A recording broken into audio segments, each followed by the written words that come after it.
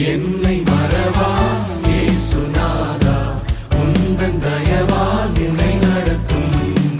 என்னை மறவா இயேசுநாதா, உந்தன் தயவால் என்னை நடத்தும்.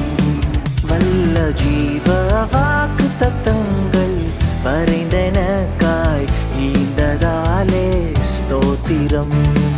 வல்ல ஜீவ வாக்கு தத்தங்கள் மறைந்தனக்காய் ஈந்ததாலே ஸ்தோத்திரம். ஆபத்திலே அரும் துணையே, பாதைக்கு நல்ல தீபமிதே. ஆபத்திலே அரும் துணையே, பாதைக்கு நல்ல தீபமதே.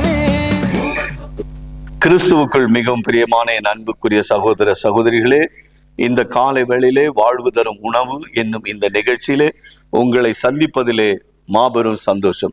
தேவனாகிய கர்த்தர் தாமே உங்களை ஆசீர்வதிப்பாராக.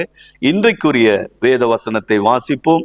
அப்போஸ்தலர் 9ஆம் அதிகாரம் 11வது வசனத்திலிருந்து 16வது வசனம் வரைக்கும் வாசிக்கிறதை நாம் கவனிப்போம்.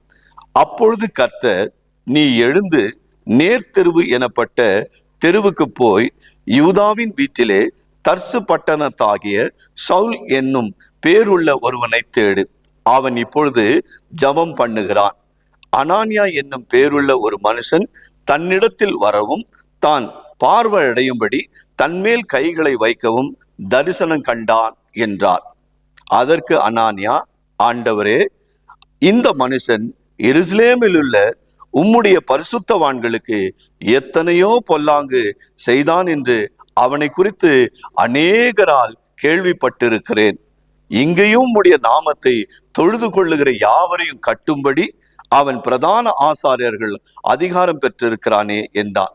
அதற்கு கர்த்தர், நீ போ, அவன் புறஜாதிகளுக்கும் ராஜாக்களுக்கும் இஸ்ரவேல் புத்திரருக்கும் என்னுடைய நாமத்தை அறிவிக்கிறதற்காக நான் தெரிந்து கொண்ட பாத்திரமாய் இருக்கிறான். அவன் என்னுடைய நாமத்து நிமித்தம் எவ்வளவாய் பாடுபட வேண்டும் என்பதை நான் அவனுக்கு காண்பிப்பேன் என்றார். ஆமேன். நாம் ஜெபிப்போம். அன்பின் ஆண்டவரே, தகப்பனே, சவுலை சந்தித்த பொழுது ஆண்டவரே, உம்முடைய நாமத்தினாலே அவர் 3 நாள் இரவும் பகலும் புசியாமல் உம்முடைய வேத வசனத்தினாலே ஆண்டவரே, உம்முடைய வார்த்தைக்காக காத்திருந்த ஆண்டவரே, அவர் பலப்பட்ட பொழுது ஆண்டவரே, அப்பா, அனானியாவை சந்தித்து அனானியா அவருக்கு ஆண்டவரே உம்முடைய நாமத்தை அறிவித்த பொழுது அதற்கு கீழ்ப்படிந்தது போல ராஜா, இன்றைக்கும் அநேக பிள்ளைகள் உம்முடைய சத்தியத்தை அறிந்து கீழ்ப்படியத்தக்கதான இருதயத்தை தாரும் ஆண்டவரே. பல குற்றங்கள் குறைகள் அனானியா அவரை குறித்து அறிந்திருந்தாலும் நீர் சொன்னீர் ஆண்டவரே, நான் தெரிந்து கொண்ட பாத்திரமாய் இருக்கிறான் என்று. ஆம் தகப்பனே, இந்த வார்த்தைகளை கேட்ட ஒவ்வொருவரையும் நீர்தாமே தெரிந்து கொண்டீர் ஆண்டவரே. தாயின் வயிற்றிலே கருவாகி உருவாகும் முன்னமே பெயர் சொல்லி அழைத்தும் அறிந்தும் இருக்கிறீர். இன்றைக்கு இவர்களை ஆசீர்வதிப்பீராக. வியாதியோடு பலவீனங்களோடு இருக்கிறவர்களை கர்த்தர் தொட்டு சுகமாக்குவீரா.